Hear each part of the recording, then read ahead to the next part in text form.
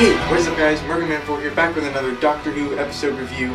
Today I'm going to be giving my thoughts and opinions on Smile, the second episode of Doctor Who Series 10. Going into the episode, I was a little bit skeptical for a couple of reasons. The first being the emoji bots themselves. I was never a huge fan of the concept, and when I first found out that emojis were going to feature prominently in this episode, I groaned a little bit, I cringed. I was like, oh geez, this is going to be just awesome, isn't it? But I have to say, I think they were used quite well throughout the episode. I was pleasantly surprised. It wasn't nearly as cringy as I was expecting it to be. And yeah, I think they were used to a good effect. The second reason was that this episode is written by Cottrell Boyce, who has written one episode of Doctor Who in the past, that is In the Forest of the Night in Series 8. And that episode wasn't exactly the best. It was hated by pretty much everybody, myself included. And yeah, they didn't go over too well, so I was kind of worried that this might be a similar thing. And going into each season of Doctor Who, there's usually one or two episodes that I just have a sense beforehand that I'm not going to be the biggest fan of. This was one of those episodes for this season, but I was pleasantly surprised. I thought it was a really enjoyable episode overall. It was by no means a masterpiece, but I thought quite good. So of course now I'm just going to go into some more specific details about what I did like about the episode and some of the elements that I didn't. The opening scene in the TARDIS I thought was really well done. Once again, Bill is asking a lot of different types of questions that make sense, and I enjoyed that throughout the episode. I think throughout this episode as a whole, maybe she asked a couple too many questions, but I still don't think it's too bad. So long as she tones it down a little bit throughout the rest of the season, I don't want her asking this many questions as she did in Smile. It didn't really bother me at all, but I was starting to feel like, maybe this is too much. But once again, I think that the questions that she was asking were very valid. For example, why are there seats on the TARDIS if you can't even reach the console? And like, how much did the TARDIS cost? I love that question because no one has ever asked that before. And you think about it, and yeah, like why wouldn't you wonder, how did the Doctor get this time machine? How much did he have to buy it for? So that makes perfect sense, and I can't believe no one has ever asked that before. That was an awesome question. Also in the opening scene, we have the only appearance of Nardo in this episode, which I think was good. Of course, due to only being in the opening scene, he plays no role in the episode itself. But I think that his appearance in this was good, very well used. Even though he didn't have very many lines, he did have one comic line, which was good. And I think here, this is the best utilization of his character so far because it hints at something a lot more than comic relief. He actually serves a greater overall story purpose here. This isn't specific to Smile, but the overall series story. This serves a purpose, where he's being suspicious about the Doctor, that he's going to leave off-world. And here I kind of got a really interesting feeling of their relationship because previously the Doctor had always been in charge of Nardo, and Nardo was always listening to whatever the Doctor was saying, but here it was almost as if Nardo was in charge of the Doctor. He still calls him Sir, but his tone towards the Doctor was very much one of him being the one in charge, where he's saying, like, you promised to stay on world, and you better do it or else. Which I thought was really interesting, and I hope that this definitely builds up to and leads somewhere in the series. I think if Nardo can become a bit more of a serious character later on, I think that's really good, and this definitely sets that up a bit. One thing I did notice that isn't really a major gripe, it's just something that I kind of picked up, was there were a couple of similarities in the dialogue to past episodes where I immediately thought of those past episodes. For example, Bill asking the Doctor why he's Scottish. Is there like a Space Scotland? And immediately that called to mind Rose asking the Ninth Doctor why he sounds like he's from the North.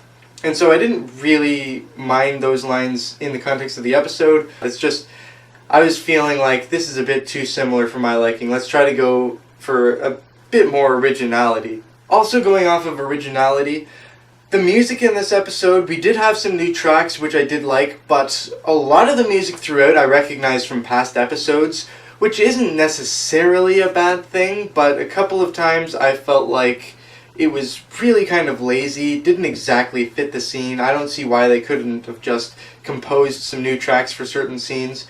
And for me, as soon as I hear certain tracks, I automatically associate them with certain episodes, especially when they've really only been used once or twice before. For example, when the Doctor first reveals what the city is made of, there's a track that's playing that was used in Into the Dalek, and I don't remember hearing it anywhere else, but it's used in the scene where the Doctor first asks, "Am I a good man?" And so I always associate that piece with that scene. And so as soon as I heard that, I went right back to Into the Dalek, and personally I didn't really feel like that piece suited the mood of the scene that was going on. I don't know I don't know how to properly describe it, but there were a couple of different moments throughout where I instantly recognized that the music was from a previous episode. Usually that happens every once in a while in an episode. I mean, it's not too uncommon, but I felt like it was happening a lot more here in this episode. It just felt kind of lazy to me. I don't know what the reasoning was behind it, but there's really only one track in Smile that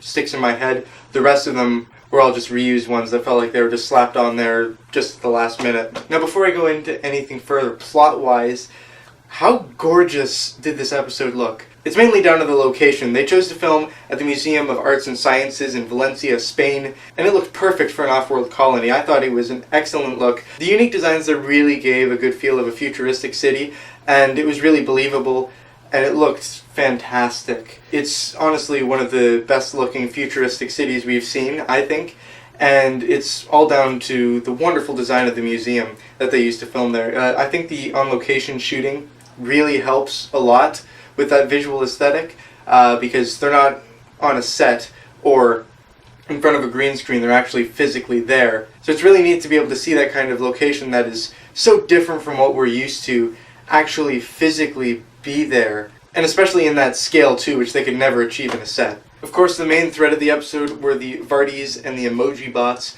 They weren't an amazing threat, and they're a pretty unique villain, I think. The emoji bots, once again, were not as cringy as I expected them to be. I think they were used pretty well. We don't actually get to see them do too much killing, really just in the very beginning sequence, and then we see the aftermath of what has happened. But they are actually a lot more creepy than I was anticipating. There's actually a scene where the Doctor and Bill are in the spaceship, and we first see that the emoji bots are coming after them. And I was actually really tense at that point. The way that it was shot really made me feel, honestly, scared of these emoji bots, which I never expected. In some of the other shots, when they're out in the sunlight, they're not really too scary. But once you had that threat of the potential of one of the emoji bots just showing up out of nowhere in the spaceship, you don't know where it is. I thought that was very well done, and I felt that tenseness. I honestly never expected to feel that kind of threat from the emoji bots. I thought it was really neat how you have a button that would go on your back and be able to show your mood, and the emoji bots would be able to read that and determine if you were satisfied and happy or not. I thought that was really neat, and it was used to good effect throughout the episode to be able to show what Bill and the Doctor were thinking as they're solving this mystery. And then of course we have the Vardis. I thought it was a great plot twist that the actual structure of the city was built of the Vardis, not just by them, but of them. The whole thing was made of them. And I think it could have been used to a bit of a better effect to make it more claustrophobic and scary, that these things could come out of anywhere and there's nowhere for the Doctor and Bill to hide. And throughout most of the episode we don't actually see them doing very much, as opposed to just kind of hovering about in the air. And so the Vardis themselves, even though they're really the main robots, as the Doctor says, they're kind of a bit more in the background. We see them turn a couple people into skeletons at the beginning, and we see them flying around, but they don't really do that much afterwards. It's mostly the emoji bots that are the focus. Something else that I liked about this episode is the amount of times that the Doctor got it wrong. First he thinks that nobody has arrived there yet, then he thinks there's a skeleton crew that's got there, but the main colonists still aren't there yet. And then he discovers that the colonists have got there, they just haven't woken up yet. And I thought that those reveals were done pretty well. I think the first reveal, where there actually was a skeleton crew and that they were all killed, was very effectively handled. And this episode took on a lot darker of a tone than I was thinking. I knew obviously that these emoji bots were going to be the main threat and they would be killing people, but this was done in a lot darker of a fashion than I had anticipated. Them using the skeletons of the dead people as compost was kind of a freaky idea, And then we find out later that the whole thing is caused by grief. And of course these robots aren't doing it intentionally. And of course these robots aren't killing people intentionally. They just want to make them happy, and because they have no idea what grief is, they think it's the enemy, and so they're trying to eliminate it. And I thought that that was a really good plot development.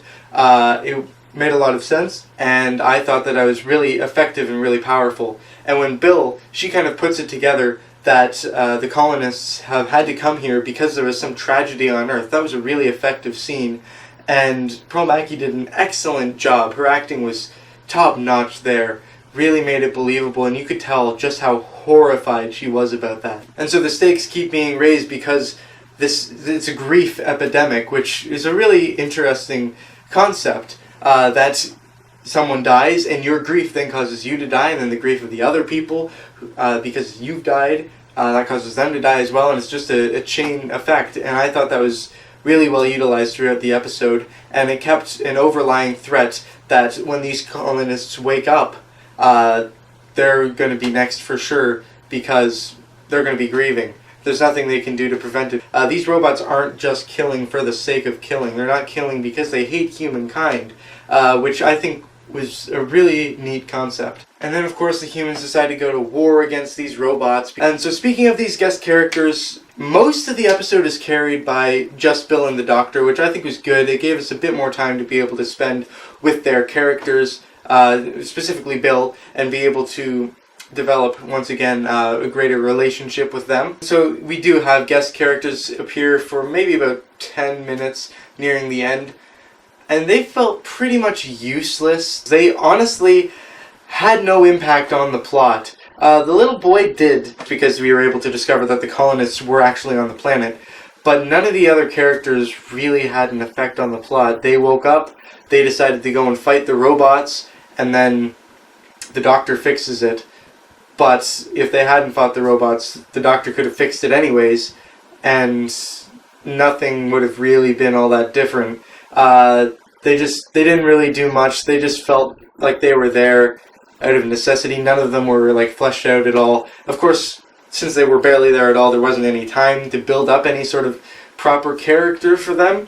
But yeah, their inclusion felt a little bit lackluster to me, and so yeah, they were alright, but nothing special at all. And then branching off of that, we have the resolution, which felt a little bit contrived to me. The good thing is, the whole issue is around faulty robot thinking, and the Doctor is able to quickly reset this. I never really like a reset button, because it always just seems too simple. At least here, it does make sense, because it is just computers. It's not like they're making a conscious decision to kill. They're just trying to help the humans. And so a reboot would enable them to be able to properly get back to normal. They're not malicious or evil. They're just trying to make people happy and eliminating the things that are not happy. And so I'm glad that it makes sense in the context of the episode. It felt a bit too simple to me, and it came about really quickly. It's just, I want more creative resolutions. It's literally described afterwards as turning it off and on again, which is just way too simple, I think, for a resolution to something like that. And finally, the episode ends leading directly into the next one, and I'm really liking this, actually. This gets me really excited, because the beginning of this episode connected directly to the end of the last one, and now the end of this one is directly at the beginning of the next one. And that really excites me, because I love those kind of linked stories, where you have one adventure after the other, which is how they did it a lot of the time in 60s Doctor Who, and with the 5th Doctor, and latter 4th Doctor stories. They had all these linked adventures, which, of course, the actual adventures were separate, but the stories would directly continue into the next one. And I don't think I would want that for the entire series, but I think it's a really neat thing to be able to have multiple episodes just linked in a row, directly flowing into each other, just like they did it in the olden days. I think that's really neat, and that really excites me, and I hope they do it next week. I don't know about 2 weeks from now. We'll see. but I think that's very cool. And that's my thoughts and opinions on Smile. Overall, it was a pretty enjoyable episode, a good adventure of Doctor Who. I think my biggest complaint about it is that it is kind of forgettable. It's not particularly special. It's never going to become a classic, but I thoroughly enjoyed it, and it was a lot better than I was anticipating. So I think I'm going to give this episode a 7 out of 10, with the pilot being a 7.5 out of 10. That brings my average rating of the series to 7.25 out of 10. So far, it's hardly the most incredible beginning to a series, but it definitely is looking very promising, and I'm really happy that one of the episodes that I wasn't particularly looking forward to was able to get up to a pretty good standard in my eyes. And if the rest of the series is as good as Smile, sure, it won't be the most spectacular series, but I have a feeling that this series might actually be one of the most consistent. And so, yeah, so please put in the comments below what you thought of Smile. Did you love it? Did you hate it? Did you think that the emojis were used effectively, or just were super cringy throughout the whole thing? Next week we have Thin Ice, taking place in 1814 in the Regency era. I'm pretty excited for that episode, and with that, Murgaman 4, over and out. I'll see you guys later.